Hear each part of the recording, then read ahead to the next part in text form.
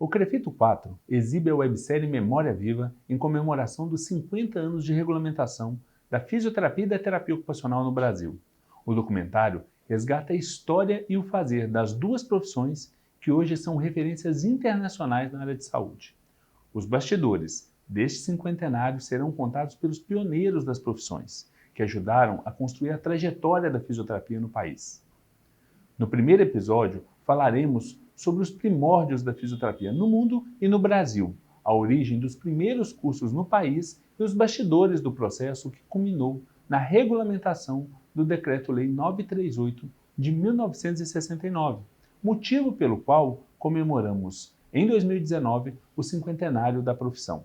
Você, fisioterapeuta, é o nosso convidado de honra.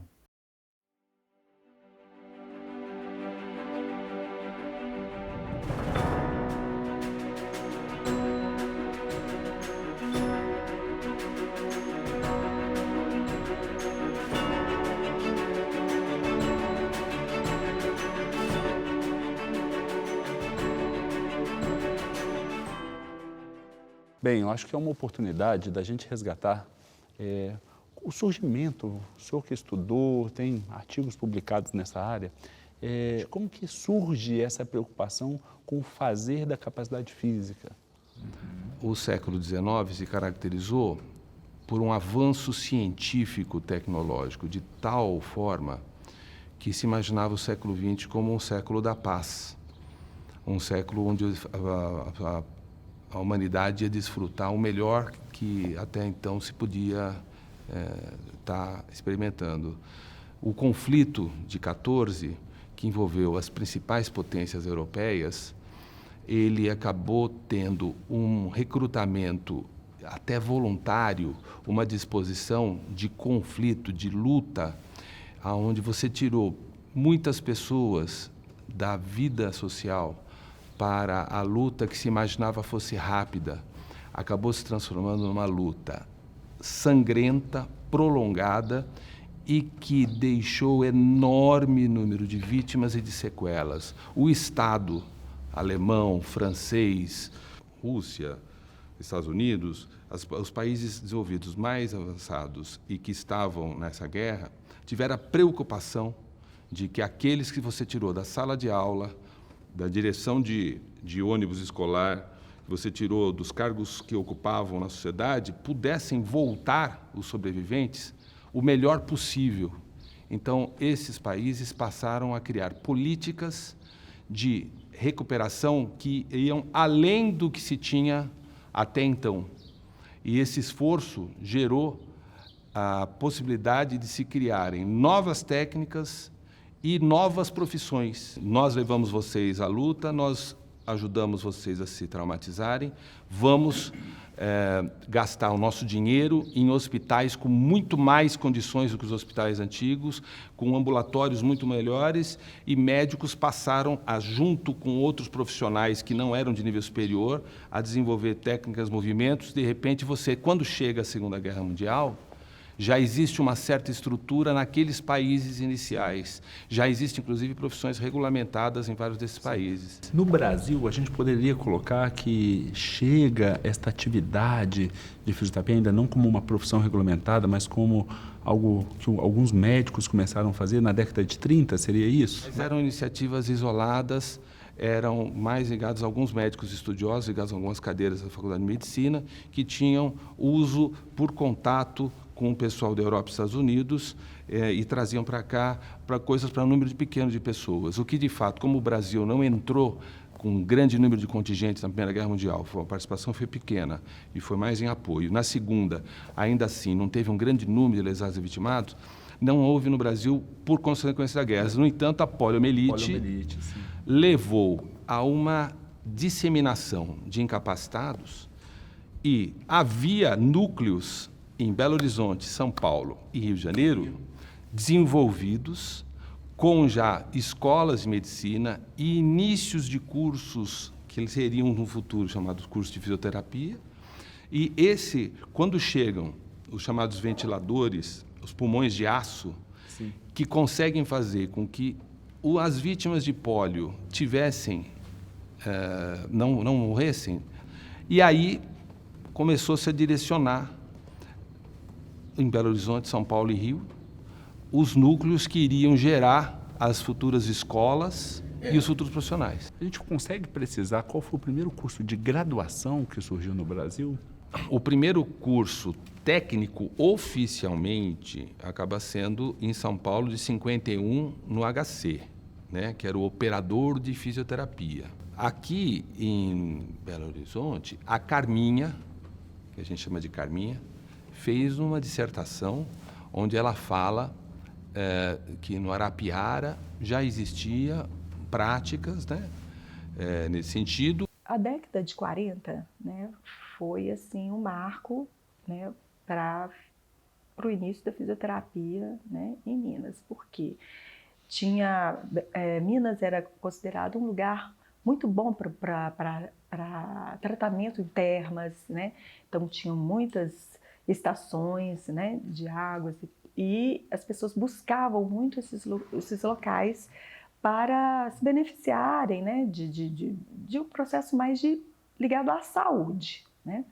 As Termas Antônio Carlos, em Poços de Caldas, elas foram inauguradas no ano de 1932, junto com as grandes obras que são chamadas, que é o Palace Hotel, o Palace Cassino, toda, né, a ambiência do jardim. Esse laboratório e todo o conjunto terapêutico das Termas Antônio Carlos foi considerado durante muitas décadas o maior centro de recuperação e de promoção de saúde da América Latina. E hoje é a última sala do mundo em funcionamento, né? E eu considero essa sala um museu vivo e um local de estudos, porque ela traz, são 33 aparelhos que vieram da Alemanha. Eles foram idealizados por um biofísico chamado Zander, sueco, e que a grande intenção desses aparelhos, né, o grande objetivo foi de recuperar, né, os lesados, os sequelados, principalmente da Primeira Guerra Mundial. Esses aparelhos são datados do início do século XX, fabricados no início do século XX, chegam na década de 30 do século passado para cá, inovam com relação à biomecânica, com relação à mobilidade. Então, durante muitos e muitos anos, a cidade recebeu um número imenso de pacientes que vinham à procura de recuperação das suas queixas, utilizando as águas e utilizando a mecanoterapia. Eu acredito que toda essa estrutura, ela é eminentemente fisioterapêutica, né? Quando você usa a água, quando você usa o movimento, quando você usa a temperatura, nós estamos usando de recursos que são nossos, né? E principalmente os recursos manuais. A teoria do termalismo, ela se fundamenta em água, ares e lugares. Mas eu acho que ela tinha que se fundamentar em água, ares, lugares e fisioterapia. Algumas pessoas dessa época, né, que trabalhavam nessas termas, depois de um tempo vieram para Belo Horizonte com essa habilidade, né? Abriu também um espaço logo em seguida para atender essas crianças com tuberculose óssea. Paralelo a esse momento, né, na década de 50, início da década de 50, vieram alguns médicos já especialistas, né, ortopedistas, especializaram nos Estados Unidos, já com aquela visão bem de reabilitação mesmo, pós-traumática, né, de guerra, de pós-guerra. Com essa experiência, eles chegaram em Belo Horizonte, né? Em seguida, teve também um número muito grande de crianças com poliomielite. Esses ortopedistas, além da tuberculose óssea, começaram também a fazer esse tratamento para a poliomielite, né? E aí eles se depararam com um grande problema, porque não tinha pessoas qualificadas para fazer esse atendimento a essas crianças. Então eles faziam a parte ortopédica E aí quem ia treinar essas crianças, quem ia fazer essa reabilitação, né? Então não tinha. Então teve uma parceria muito grande aí na época com as irmãs, né? A Congregação Maria Franciscana Missionárias de Maria. E então essas irmãs foram treinadas por esses ortopedistas, basicamente posicionamento e treinamento de marcha. E aí eles começaram a pensar, esse grupo, né? Começaram a pensar num hospital de reabilitação, um centro de reabilitação, né? Que depois passou a se chamar, a gente conhecer como o Hospital Arapiara. Mas, então, essa formação começou aí, no Baleia, que hoje, né, é Baleia, mas eram 3 prédios, que depois o complexo desses 3 prédios foi chamado Baleia. E eles começaram, então, a fazer essa formação, inicialmente numa clínica no centro da cidade. Depois passou esse curso para o Hospital Arapiara, o espaço, né? O Hospital Arapiara. E no Rio vai ser no Jardim Botânico que vai começar a Escola de Reabilitação do Rio de Janeiro, né? Dentro do que seria a futura ABBR. Então foi feito esse vestibular em abril de 1956, feito pela ABBR, né? Ainda não existia a Escola de Reabilitação do Rio de Janeiro, ela veio a surgir depois com a continuidade do curso, né? E eles puderam então já contar com essas pessoas no atendimento dos pacientes que basicamente eram crianças portadoras da sequela da poliomielite. Agora, o universitário, a informação que eu tenho é que em 67 começa a primeira turma na USP. Tanto que em 2017 houve um ato dos 50 anos da primeira turma de curso superior em fisioterapia da USP. Existia um escritor, um médico, que escreveu um tratado de reabilitação, Araújo Leitão, vocês já ouviram falar. E ele preocupou porque o médico examinava e prescrevia. Quem iria executar técnicas? Ele surgiu o técnico em fisioterapia. Aí as faculdades começaram a preocupar em formar profissionais para obedecer às ordens médicas. Engana-se quem acha que todo esse trabalho de reabilitação biomecânica era indicado ou era supervisionado por médicos. Na verdade, eram técnicos de mecanoterapia que foram treinados nessas máquinas, que realizavam até a avaliação de qual aparelho poderia ser usado. Né? Belo Horizonte surgiu na Faculdade de Ciências Médicas.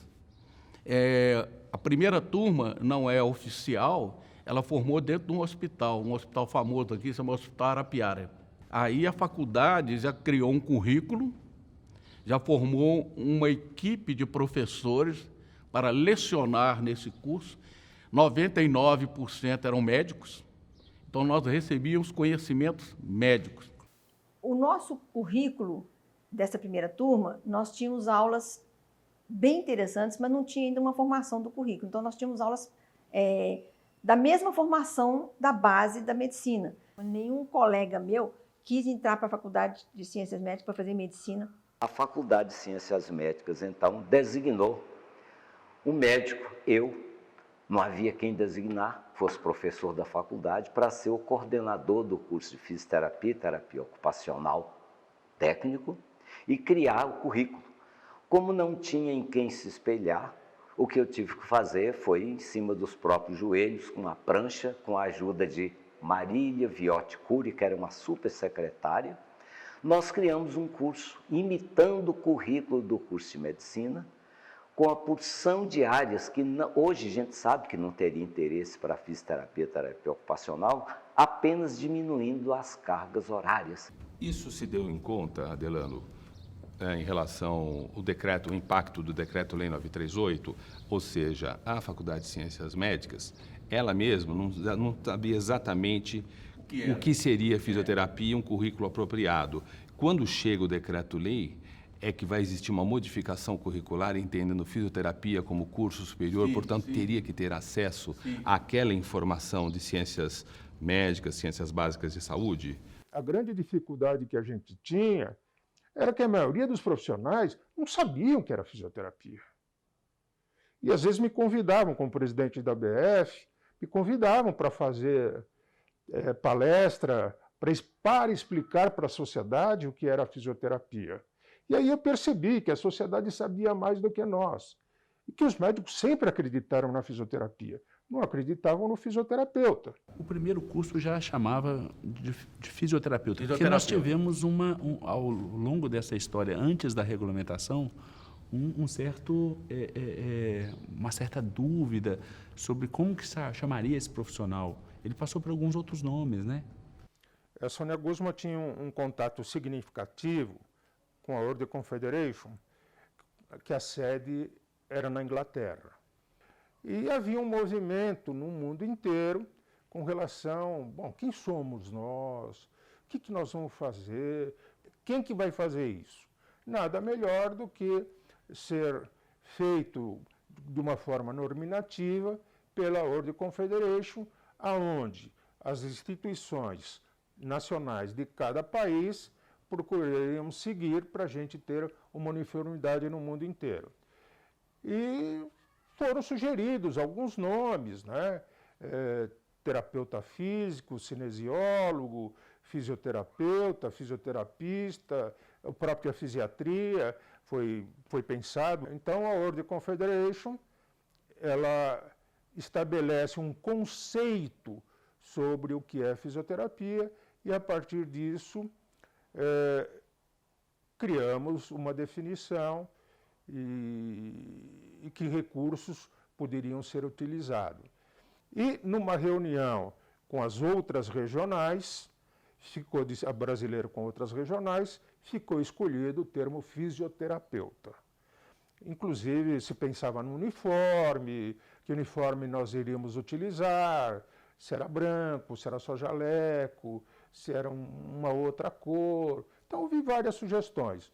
Foi vencido o branco e o nome fisioterapeuta. Quando surge a Associação Brasileira de Fisioterapia?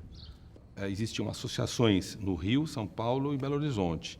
A Paulista formou em 59, ainda tinha aquele nome fisioterapista, mas é considerado, e aí precisaria uma explicação melhor, por que a data de 59 acaba sendo de São Paulo, congregava a ABF. Então, a ABF acabou se formando um nome oficial, Associação Brasileira de Fisioterapia, em 1959. Depois é que ela vai se transformar em Associação Brasileira de Fisioterapeutas.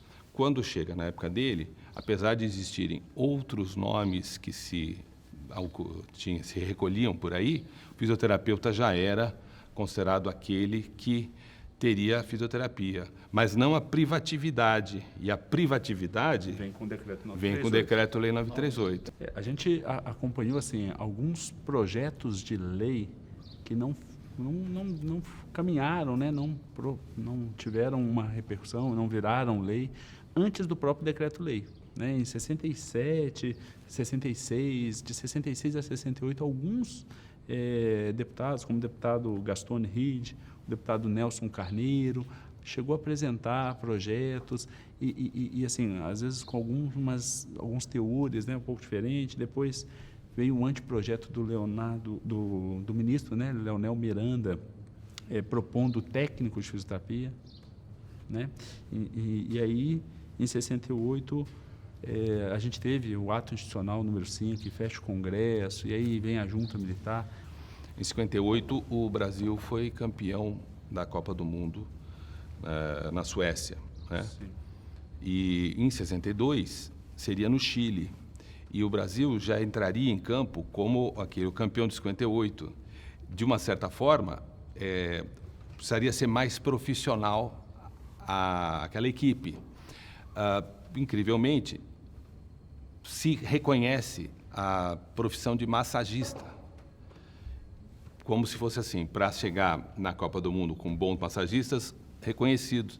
Isso causou uma reação imediata daquelas primeiras associações, da Associação Brasileira, e sentiram assim, como nós, que temos acesso a uma informação mais elaborada do que os massagistas práticos, não temos regulamentação e os massagistas têm. Então, a partir de 61, uma luta para que existisse a regulamentação. E até na própria regulamentação do massagista, apesar de não ter regulamentação do fisioterapeuta, já tem lá uma vedação expressa para eles de utilizar aparelhos e recursos fisioterápicos, né? Assim, tá lá. Então, assim, talvez, não sei se esse movimento, essa reação dessas entidades de classe, desse movimento associativista, ou se foi realmente alguma atenção, cautela, né, na época. É que, curiosamente, como você falou, havia no nível ministerial de Costa e Silva um debate fechado, sim, que a sociedade não conhecia, porque era um debate entre ministros. Então, você tinha a Câmara discutindo a regulamentação e os ministros discutindo isso. E o curioso é que a gente só soube dessa discussão dos ministros quando se localizou em 2011.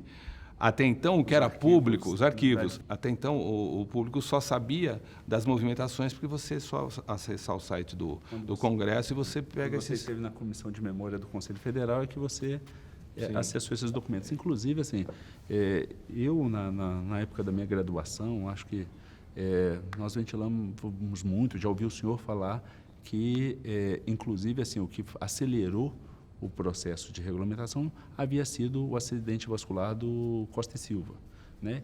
E aí, quando descobre, sim, os arquivos da ditadura, vê que 10 dias antes, né, já, sim, tinha sido assinado. Então, em tese, foi uma conquista mesmo e não tem relação, parece, com essa enfermidade vascular. É porque, assim, o que eu percebi é que as versões, veja, temos que ver que 50 anos atrás não tínhamos hoje a possibilidade de termos a informação tão rápida. Tudo era muito restrito e ou se sabia das coisas pelo que as pessoas diziam verbalmente ou porque saía nos meios de comunicação, né? Portanto, era comum circular em versões. E a versão, durante muito tempo, prevaleceu. Era uma versão de que teria sido por decorrência do acidente vascular cerebral. É que a gente descobriu documentos mostrando que essa tramitação era anterior. Existiria o decreto se tivesse ou não o AVC. Ele já estava encaminhado. E começamos a batalhar pela criação dos conselhos, porque a gente percebeu que só ter a profissão não valia muito. A gente tinha que ter um conselho que realmente regulamentasse as nossas profissões e que nos desse apoio naquilo que a gente estava pretendendo fazer.